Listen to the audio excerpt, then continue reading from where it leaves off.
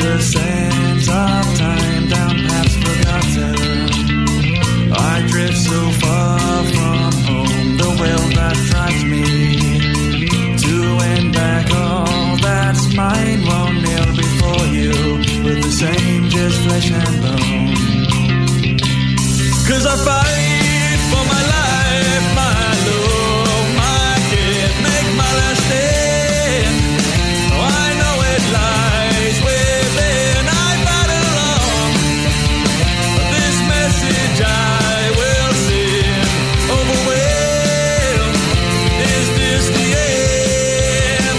I was left for dead, voice in my head telling me it's not over. Even the mighty fall, I will stand tall, come back stronger. My heart will not give in. This day of reckoning.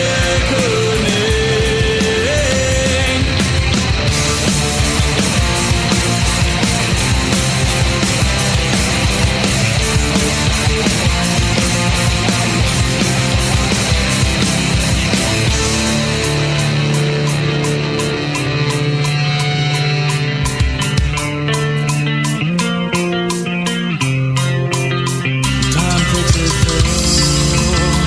My memories are gone but not forgotten.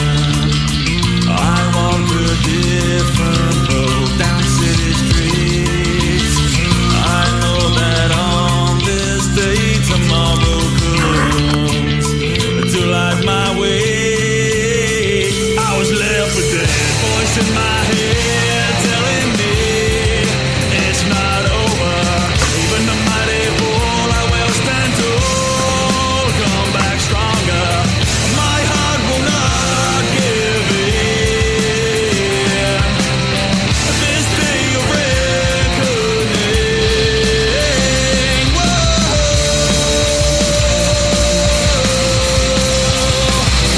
Yeah.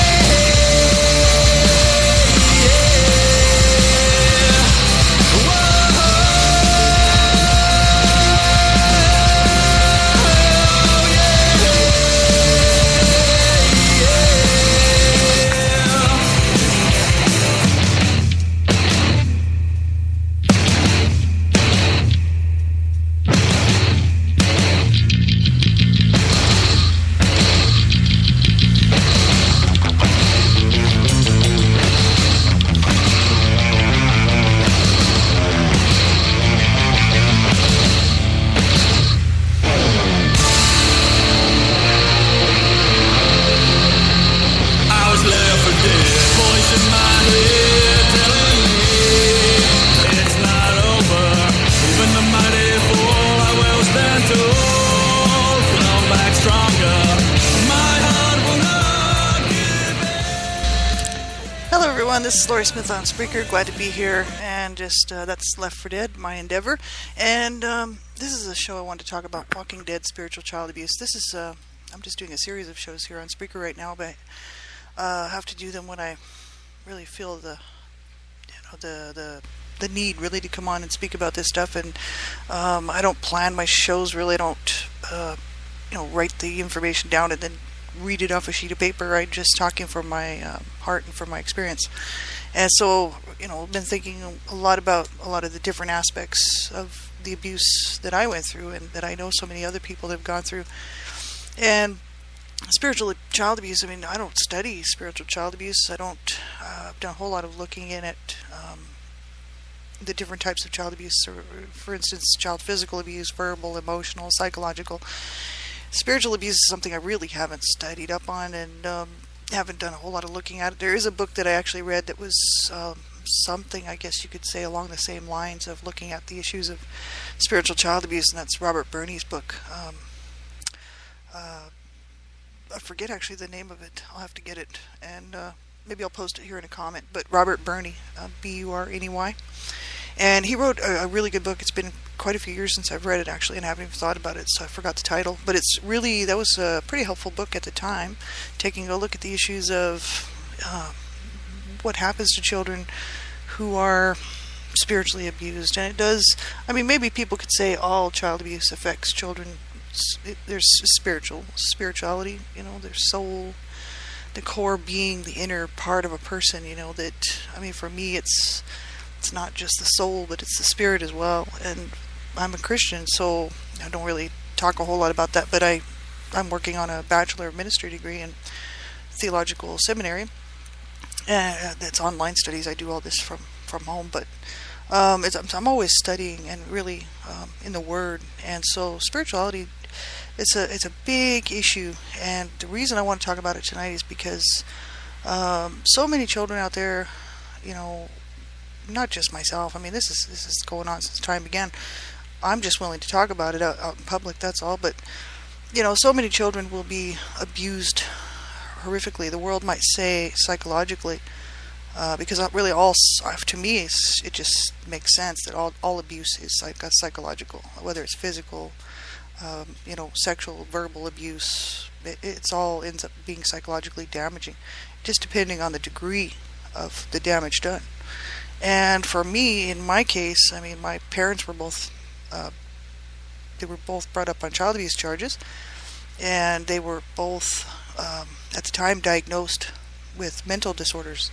And my dad was diagnosed with borderline personality disorder as well as borderline schizophrenia. And my mom was diagnosed bipolar, which is now, I guess, called, manic depressive, bipolar. Right?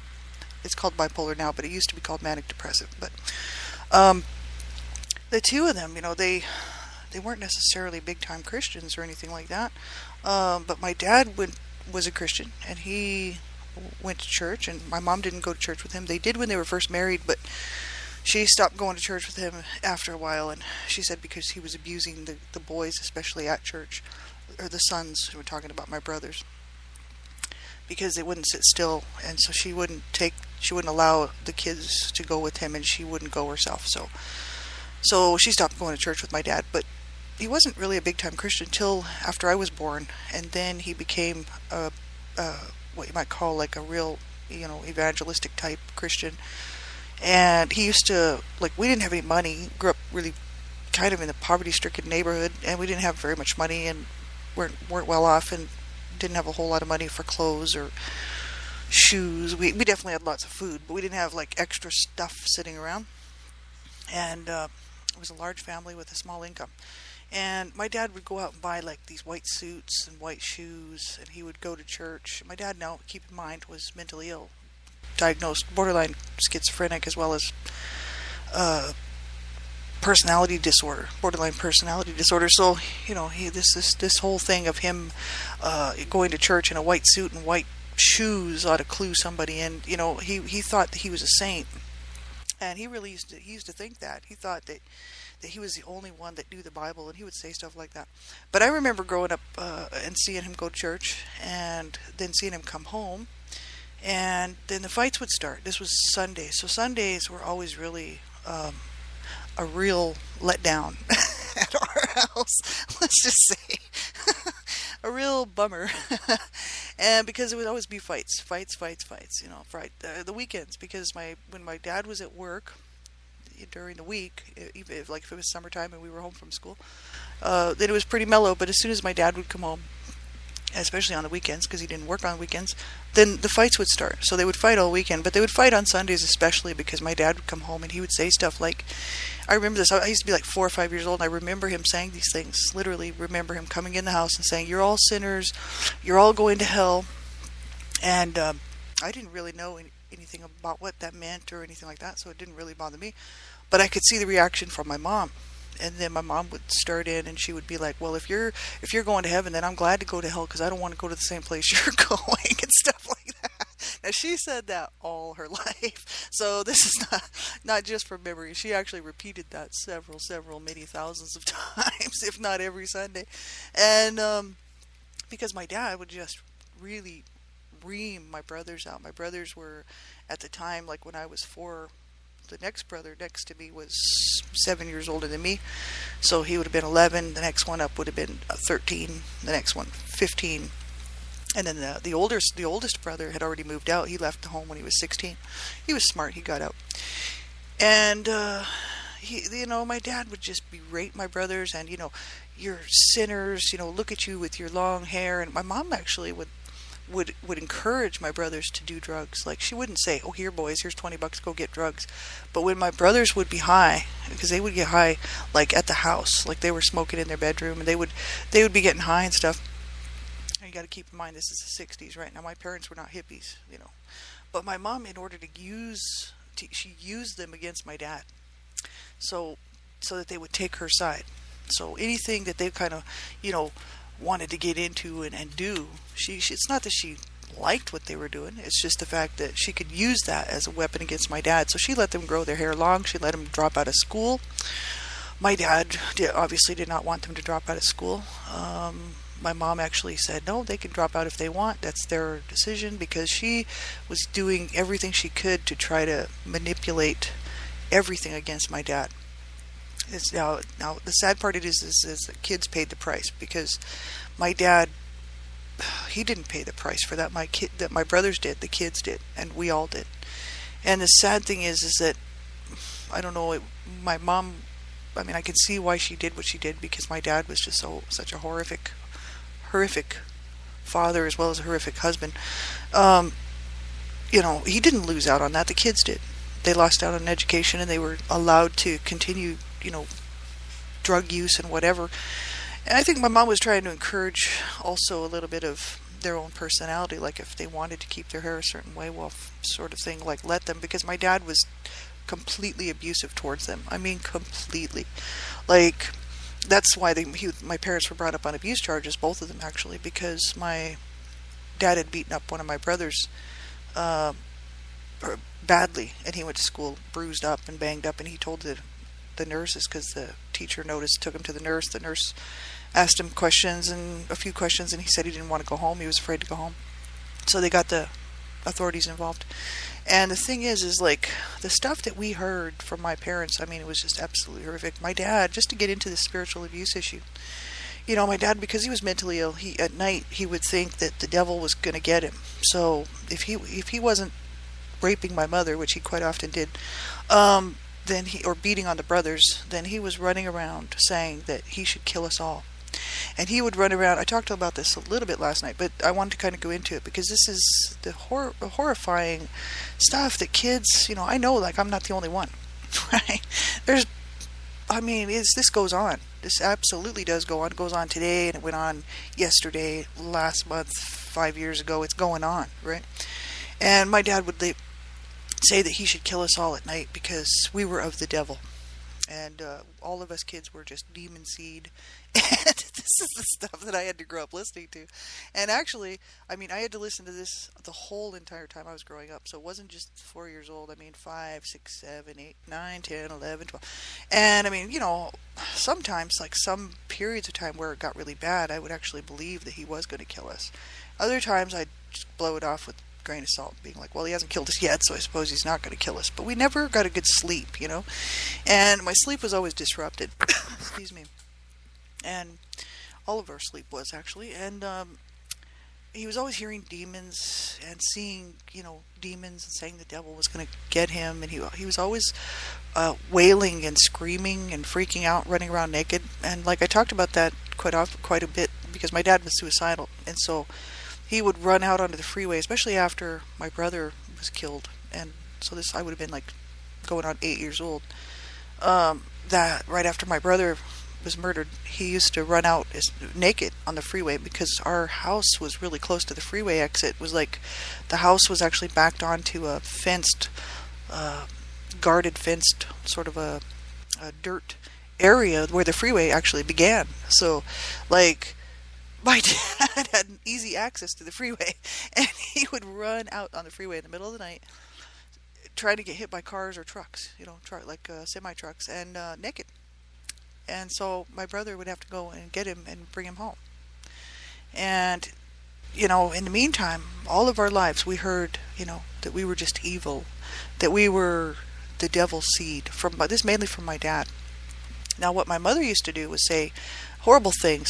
She had a really foul mouth. My mom, She had like a sailor's mouth, and I mean, some people actually thought it was great, and other people thought it was kind of bad. And I picked it up, and ended up with a sailor's mouth too until about the age of 22, when I just was told that it didn't sound very good and that I should change it, and that I should clean up my language. But I learned that from her. I learned almost all of my bad words from my mother, and because I heard them on a regular basis, and I knew how to use them. And so, my mom would say stuff like, always, not just to me, but to my dad, to my other brothers. She wasn't just abusing me. I mean, my mom used to abuse my brothers too, and she was always beating on them with a belt too. And my dad was too. And so it's like they both had their day, in the sunshine there. And, she would say stuff like to all of us, really, but especially to me, because I was the last kid at home. I was the youngest, and I was a rape child. So she didn't want me in the first place. She didn't want any of the mess that she was in, and she certainly didn't want another little kid around. And so I got the brunt of it, right? Because by that time she was mad and really, really angry and out of her head, by a manic depressive, as well as just really hostile. And so, I mean, I heard it all. And, I mean, she used to say stuff to me, I don't want to say a whole lot of the stuff that she used to say to me here on the air because it's just not polite. But she used to say stuff like, "God damn you to hell," is what she would say. But she would be beating on me and screaming in my face, And this was something I heard all the time. And then I had on top of that my dad telling me that I was just this evil demon seed, which I didn't even know what that was at the time. And later on I was like, wow, I mean, that's pretty harsh. And I was just this little kid trying to survive, in this horrific home. And I wasn't evil, and I was a good kid. I used to tell my parents I loved them. They would never tell me back that they loved me. They would never say it. I used to ask them. I used to get mad, and I'd be like, why don't you say you love me? I say I love you all the time. And they'd say, because we don't love you. They'd both say that. My dad would be like, we don't love you. That's why. We shouldn't have to say it. We don't love you. My mom would be like, how could I love you? You're just a rape child. I can't love a rape. I can't love you. I can't love a rape child. Forget it. She did not want to get invested in that. You know what I mean? So, in the meantime, I didn't think that would really affect me. I really didn't clue in that would even bother me, at a later age, at a later date in life.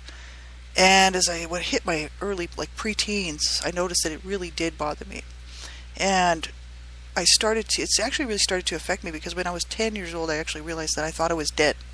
Because I just felt so spiritually dead. I felt that I was a walking dead person, really. Because I was dead.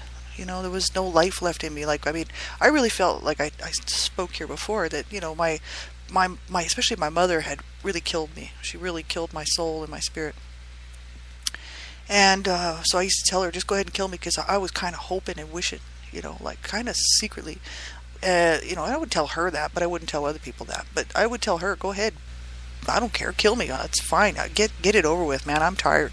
I was so tired by the time I was 10 years old that I didn't care, Then when I progressed 11 years old, 12 years old, just more tired, more abuse, more of the same old garbage day in and day out, going to school. Teachers don't care. I actually had one teacher actually ask me how things were going at my home, because she knew that something just wasn't right, And had very few other teachers actually approach me, but that one did. And of course I didn't say anything. And but we went through the system. I mean, we had social workers at our home, and we were flagged as children who were previously abused. So the school knew. And did anybody ever step in and do anything? No, but oh well. So there you go. The thing is nobody ever rarely does, and that's why you find all these headlines out here with these children being killed, right? This is what I was talking about last night. But spiritual abuse, I mean, I really felt dead, like a walking dead person, really. And then I hit my teens, preteens, and still felt the same way. Was so just detached, I just thought, I started doing a lot of drugs, and I didn't care if I lived or died. I really didn't. I didn't necessarily try to overdose. I never actually did that, but I would do so many drugs and then be like, well, if I overdose, oh well. My brother was always overdosing. My dad was suicidal. My mom was always talking about suicide, and that we were just so evil. And my dad was always like, we're evil, we're of the devil. Even he would include himself. Like, it wasn't just he was just saying it was us. He used to say at first it was just us, like when I was around 4 or 5 years old. But that all changed later, and he started saying he should kill us all, the whole family, right? Because things just weren't. He realized that the whole thing was just so screwed up, that we all should just not be there, And so I started to just feel that way. I really wasn't there, and spiritually I was dead, walking dead. And so I just, did a lot of drugs and hung out with some really awesome friends that I actually made through the years, and never really addressed the issues of my spirituality. And then a friend of mine was killed in a car accident, and she was my best friend. And we hung for years. I mean, years. And I mean, she was my guardian angel, really. And I just loved her. And we lived on the same street and grew up together. And she was killed by a car, hit by a car. She knew she actually had a dream a few months prior to that, and told me about it. And she said, "Yeah, I've had this dream." And I told her, I said, "Well, it was on prom night." I said, "Just be careful when you're out on prom night," because she was going to go out with her fiance. She was engaged to be married and just going to be graduating high school. And I said, "Just be careful, like when you go out, don't drive and don't drink and drive and stuff, and don't be fooling around." And because she had a dream that it was her fiance that was actually killed on prom night. And her fiance had the same dream that it was her in the coffin, and that's why she told me. And when prom night approached, she went to prom. I didn't see her that day, and she was killed that night, hit by a drunk driver. So when the phone rang at like 3 o'clock in the morning, I knew what had already happened, and because her family called to tell my mom, and it was just absolutely, I knew it. And I couldn't even hardly deal with that. I mean, I was already having problems with God. I was like, "God, how could you let this horrible stuff happen to me as a child?" I mean, I used to wonder about that, because I used to sit there and think, I mean, I love Jesus, I'm a Christian, right? And but I could never figure out how God could let people suffer so much. I mean, I watched everybody in my family suffer, and I mean, not just whining about myself. I watched my mother suffer. I watched my dad suffer in his own mental illness, and I watched my brothers suffer. I mean, I watched everybody in my family suffer, and I used to just sit there and think, how could you do this? And then when my friend was killed, I was so unhappy with God. Let's just say, because that was my friend. She was my protector, like I could go to her really with anything. And she was always looking out for me when she could. And, as a teen, especially when we used to go out and party and stuff, she was always looking out for me. And so was my other friend, Desiree. And, when she was killed, I just lost it. And I was in the backyard, day after day, sitting in the backyard, just crying and sobbing, and I was just grieving so harsh, and I was screaming and cursing God, literally just cursing God. And I just couldn't believe it. I was like, "Why did you not take me instead of her? You should have took me. I should have been the one to die." My mother had been telling me I should have been dead for years. She'd been telling me she should have killed me years ago. I mean, my mother hated me, literally.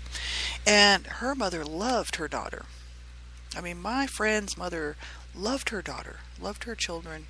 And I thought, how could you take this girl, who probably would have had a great life here and who would just done so many wonderful things, and you could leave me when you should have took me, because I'm the one that wanted to go. Like, I'm the one that didn't want to be there. I'm the one that I really felt that didn't deserve to be there, because my mother had beaten that into me, that I didn't deserve anything. Like, I didn't deserve anything at all, like, including life, And so I was like, how could he take my friend and leave me here like that? I should have been me. I started to realize that. And that's how I started to feel, because I'd already felt like I was dead. See, this had been an ongoing thing for me for years. And I thought, I was just in more hell, more hell. And nothing was changing at my house. I mean, it was just more hell and more hell. And I mean, I was completely spiritually lost for a long, long time, and had so many problems with God that I could not face my own spirituality. And, you know, talk about suicidal ideation. I mean, I used to plan my suicides. I won't go into how because it gives people ideas, but I had so many plans, and I wouldn't do it. Just, be like, no, I just got to keep going. Something just always is telling me, no, you're not gonna do that, And my brother, my parents were suicidal. Like, I talk about this all the time. And so, you get to the age of 42, I'm sitting on my couch, and I'm like, same place I had been as a child, same place I had been as a teenager, same place I had been as a young teen, pre-teen, older teen, 20s, 30s, then into my 40s, 42 years old, still sitting on the couch wanting to like rip myself to shreds and hurt myself and injure myself and kill myself because I felt that, really, to be honest, I was dead. And I was like, the world needs to see what my parents did to me. The world needs to see what my brother did to me. And the world needs to see the pain that's involved here. And I thought, no, nobody's going to care if I do that. And so, and I was sitting there and I thought, you know what? Like, who's going to win in that case? And I could feel it on one side. I could feel on the one side of my shoulder this voice saying, do it, do it, do it. And I had a screwdriver in my hand. And this voice was like, you do it, And on the other side of my shoulder was, and that's what, it's kind of funny because you see those cartoons where you got the devil and you got God on the one hand, devil on the other side talking to you. Literally, that's how it felt, right? I felt part of my spirit was wanting so badly to do this and to get out and be done with it, The other part of me was like, no, don't listen to that. Who's going to win if you do that? Who's going to win? I started to realize, like, this was started a long time ago, way before I was even born, And my parents just did a great job of evil, And they did a wonderful job to screw their children up. All of my siblings were screwed up. And, two of them killed themselves. My oldest sister wanted to kill herself. She had a gun, and we used to think that she might kill herself. And I don't know if my sister next to me ever thinks about suicide, but she would never say if she did. And my brother, I don't think that he does, the oldest brother, but he's kind of the only one that had any kind of sense of who he was and able to make it in this life, probably because of his wife that he's married to right now. And it's like my parents. I thought, man, if I do this, my parents win this fight. And evil, which I want to. I mean, hey, I'm a Christ follower, right? I believe in the Bible, and I believe that the Bible is true. So there you go. But I mean, not everybody does. But I'm just talking about spirituality. I mean, if I had done that, evil would have won. And I thought, no, I'm not doing that. No way. And I actually, shortly after that, made the decision, that I was never, ever, ever going to let them win this fight. And that's why I speak out on my show and try to do as many of these shows as I can, to say to people, you know what? Do not let them win. Don't do it.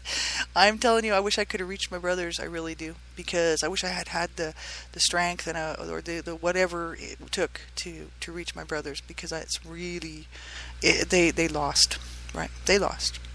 My parents won the battle there, and for me, I'm like, no, I'm gonna make it.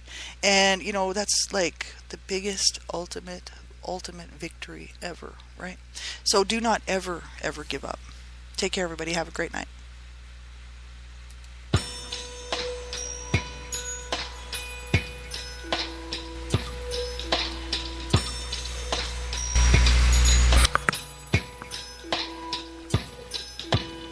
I'm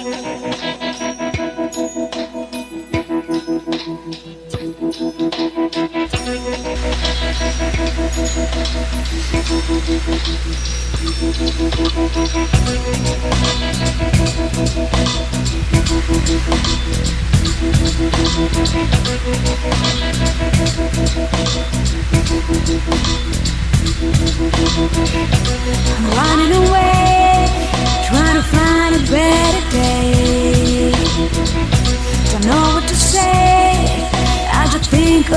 today. Get away. I wish I could fly. I get the bird to